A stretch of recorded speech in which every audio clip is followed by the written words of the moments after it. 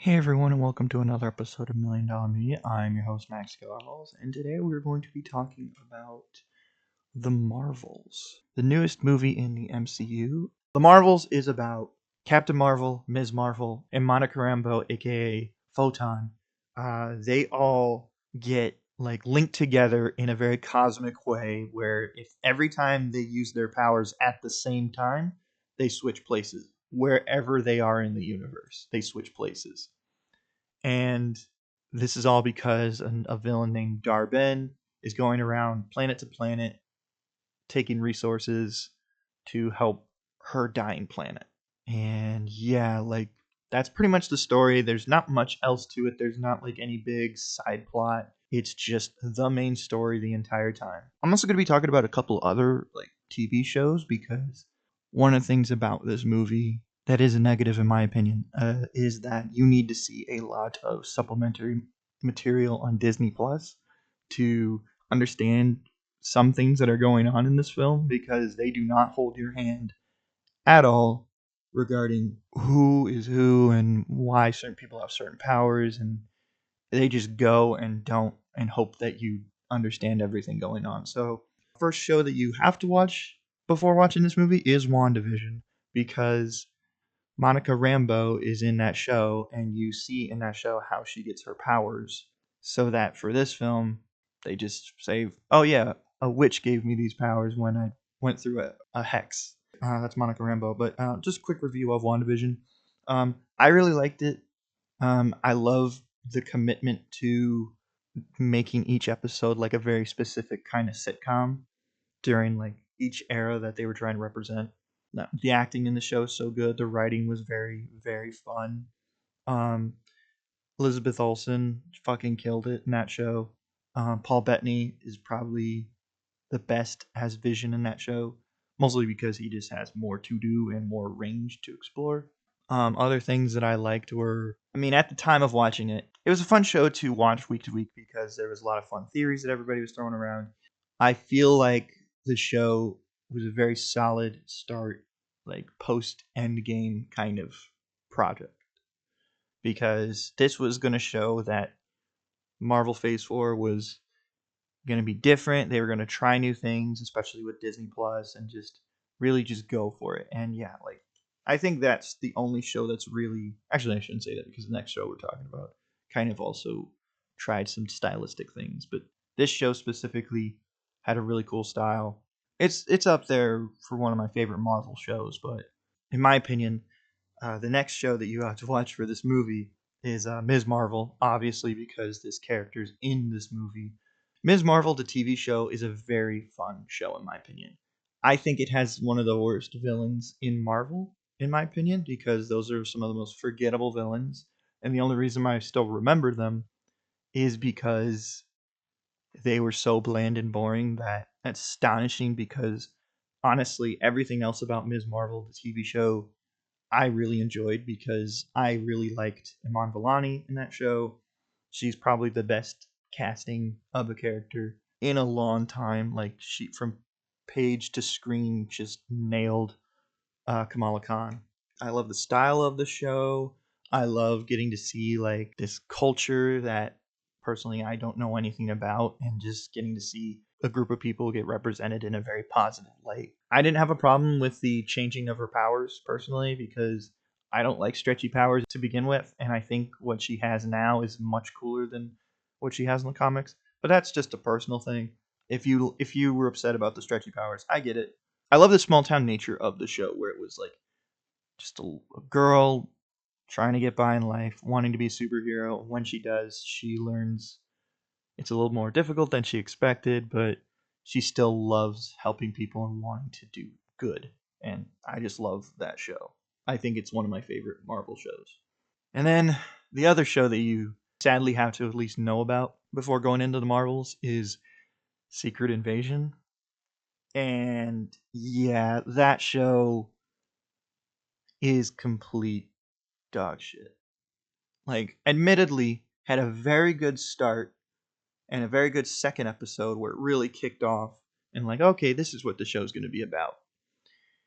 Then after that episode, it just goes downhill with storylines that go nowhere and make no sense, character just getting killed off in very uneventful ways without really any time to actually mourn who they are, a villain's plot that kind of makes no sense, or at least starts off as one thing and then completely devolves into another thing that makes absolutely no sense regarding like super scrolls and stuff. And the finale of the show is just so brain dead of just like, we're just gonna throw all these ideas out there and see what people think about it. We're not gonna really pay no thought into like how this affects the greater story of everything. It's just so many dumb decisions in that show.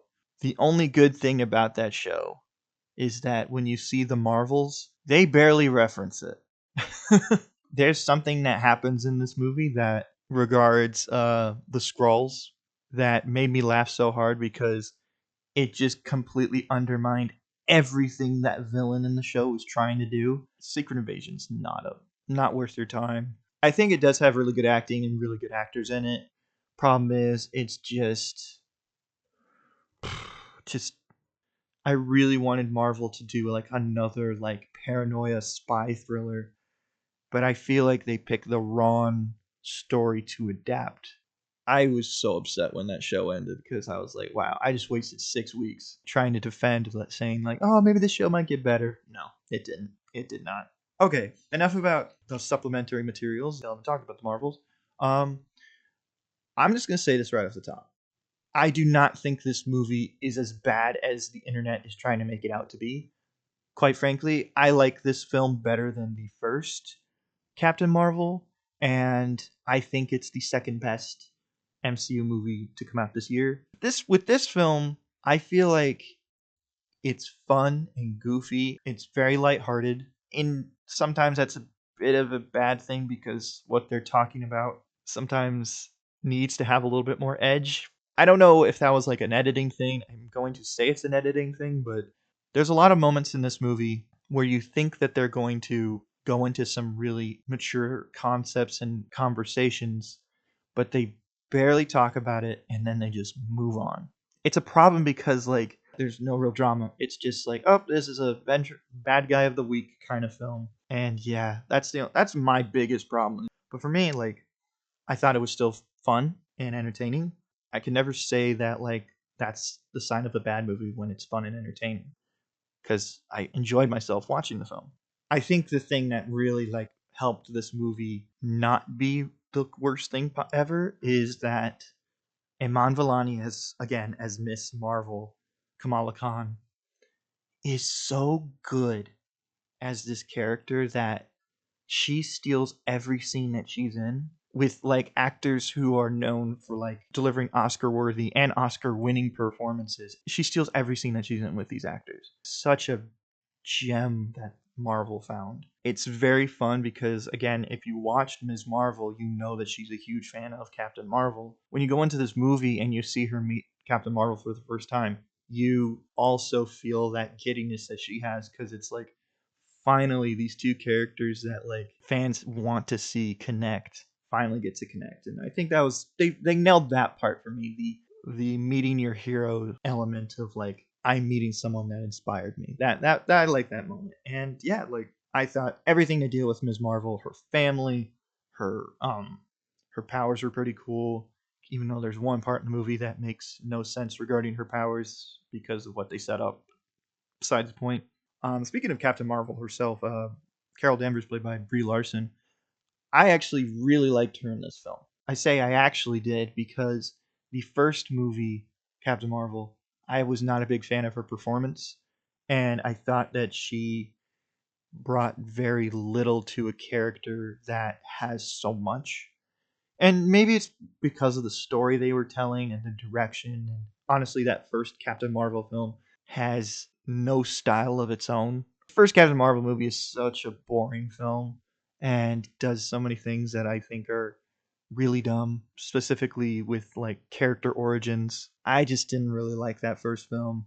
Not because of the reasons that every other angry incel white guy internet movie reviewer says, but in this film, Captain Marvel actually has this personality that's enjoyable to watch. You're not the entire time watching someone that's way too stuck up, way too stoic, and she is stoic in the film because she's a captain. She projects strength a lot. But the thing that I like is even though she projects strength, she still has heart and charisma and cares about other people so that when you watch her save people, you understand why she's doing it. And I wish the film would have gone more into that because, again, as I said earlier, they touch on something that she did in the past, but they don't go into it enough to really make it all that important. The thing about Monica Rambeau in this film, I like her. I like her character. I like her sass. I like her drama between her and Captain Marvel because they set that up in WandaVision. But again, they don't really go into it. But the actress Tiana Paris, I like her charisma and attitude and the life she brings this character because yeah, I just really like the character and I want to see her do more things with this character and going forward, and especially with how the film ends. Like, I'm not gonna spend too much time on this because the film doesn't either, but like, the villain is not really that good. Credit to the actress Zaw Ashton. She tries her best to give this character some kind of like pathos, but other than like a couple moments where she's on her planet or like whining about what Captain Marvel did to her, she has no personality. She's on par with Ronan, maybe even a little worse because like Ronan at least was intimidating and threatening.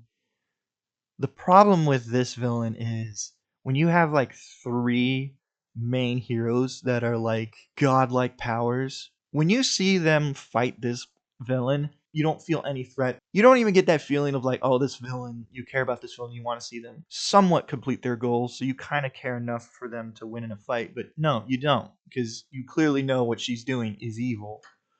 So when you just see three characters just completely dog walk this poor girl, like you don't care. She's not a very threatening villain. It's really unfortunate too because I feel bad for the actress that she's getting so much hate for this character because I think it's purely a writing problem. It's not a performance problem because you can only do so much when you're given so little. I know people will say like, "Oh, you can't just say movie is good just because it's fun and just let all these little plot holes and minor problems like take away the enjoyment you had." But for me, I'm going to say there's a lot of problems with this film. There's a lot of editing problems, there's a lot of screenwriting problems, and no, it's not because the director was working on another project at the time. Honestly, I just think that this is a studio problem. And they were worried about fan backlash because Marvel has been under fire for a lot recently regarding like what they're going to do going forward ever since that Variety article came out and it coming out right before this movie was released. This movie was doomed from that point on. Like there was nothing that this movie was going to do. Hell, if this movie was like fucking Captain America Winter Soldier level good, people still wouldn't have gone out to go see it because of just the Marvel fatigue going on with like I have to watch how many things just to understand this movie? No, I'm not gonna go see it. I don't know any of these characters and I don't care about them. At least that's what a general audience would think because I asked some friends if they wanted to go see this and they said no because they're like I don't really care about that and I don't know most of the characters in that because I don't watch these shows and nor do I want to, which is totally fair to them. Like it's you're asking people to like watch 24 hours worth of shows just to watch something that's an hour and a half and be kind of okay with what it all ended up being.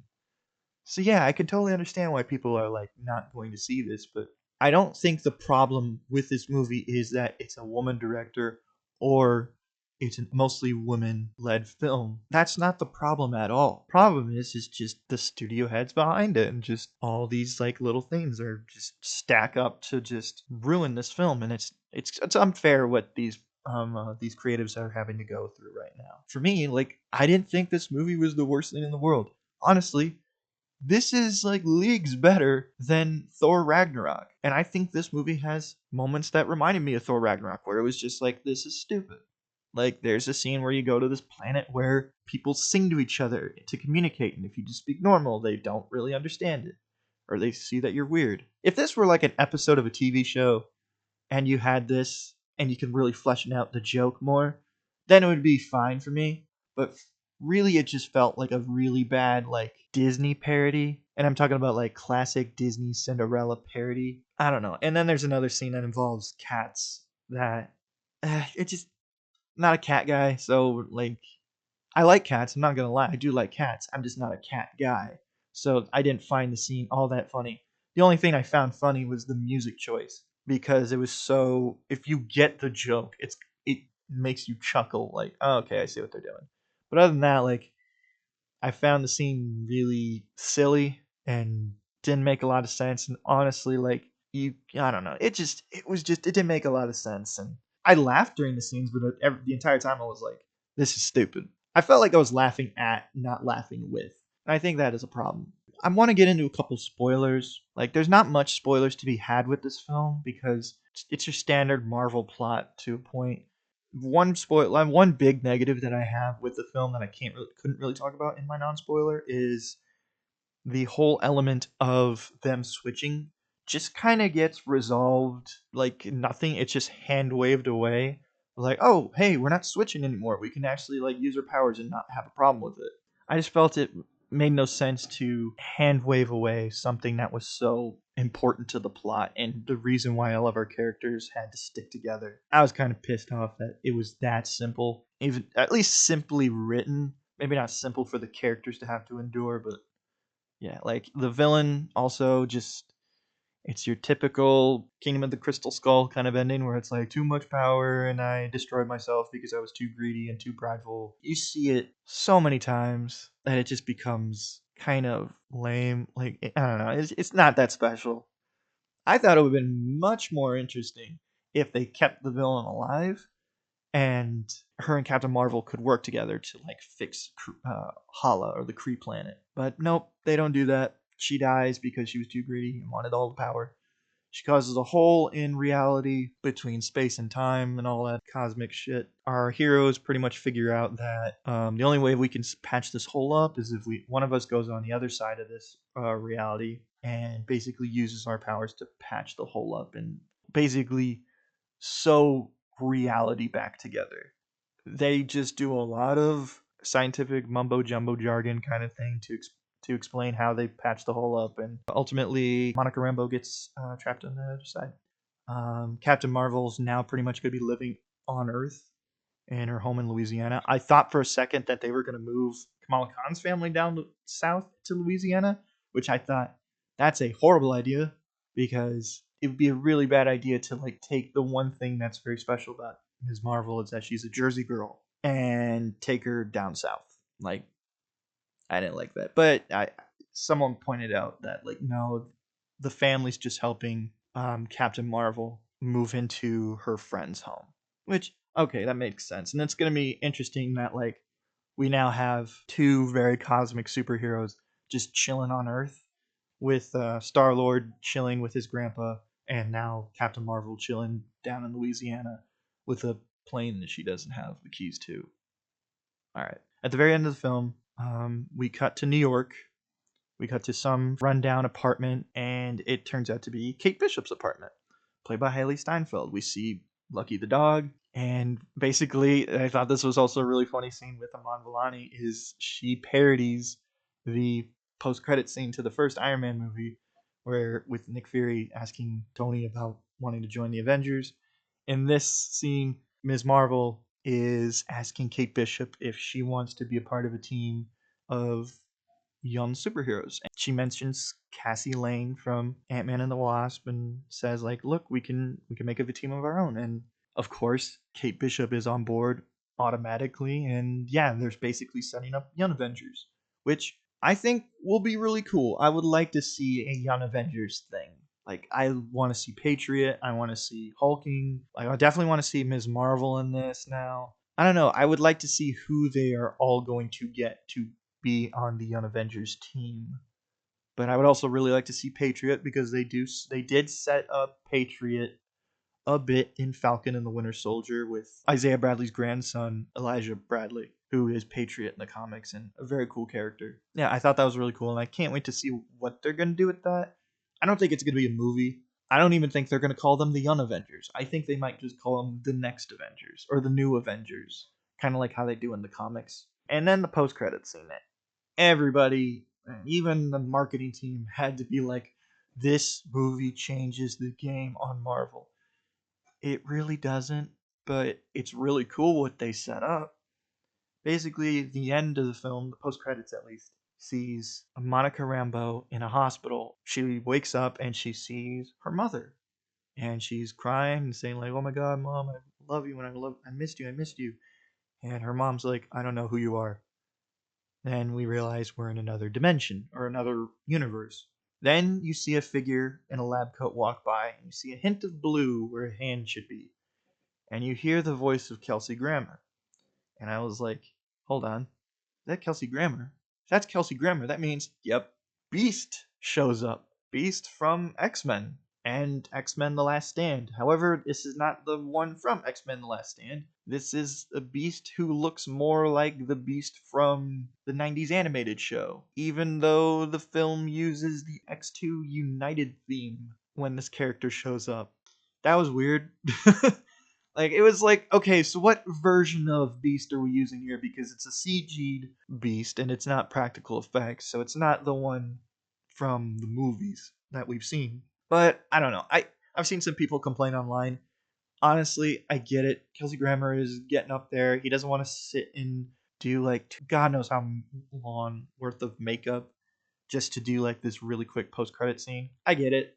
I was still happy to see Beast, and like we see Maria Rambeau or whoever this version of Maria Rambeau is talk with Beast, and she takes off her coat, and we see that she is Binary from the comics. She is this universe's Captain Marvel, aka Binary. Kind of like how it was in Doctor Strange in the Multiverse of Madness, where she was that universe's Captain Marvel. She's this universe's version of Captain Marvel, but she's Binary. And I don't think that this is the same universe that we visited in Doctor Strange. This is its own thing. But yeah, and we also see that they are in the Bryan Singerverse, or the Singerverse Fox X-Men hallway with all the silver and the silver door with the big X on it, even using the music from those movies.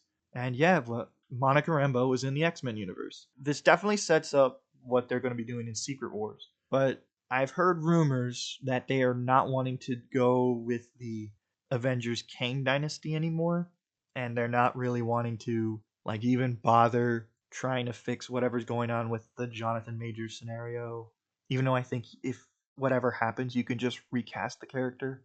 If they're not going to do Kang from now on, and they're going to move to something different, I really think that they should just straight up do Avengers versus X-Men. People love the X-Men, people love the Avengers. If you just straight up say this is going to be Avengers versus X-Men, you will get so many people back on board with Marvel. And then you can do Secret Wars.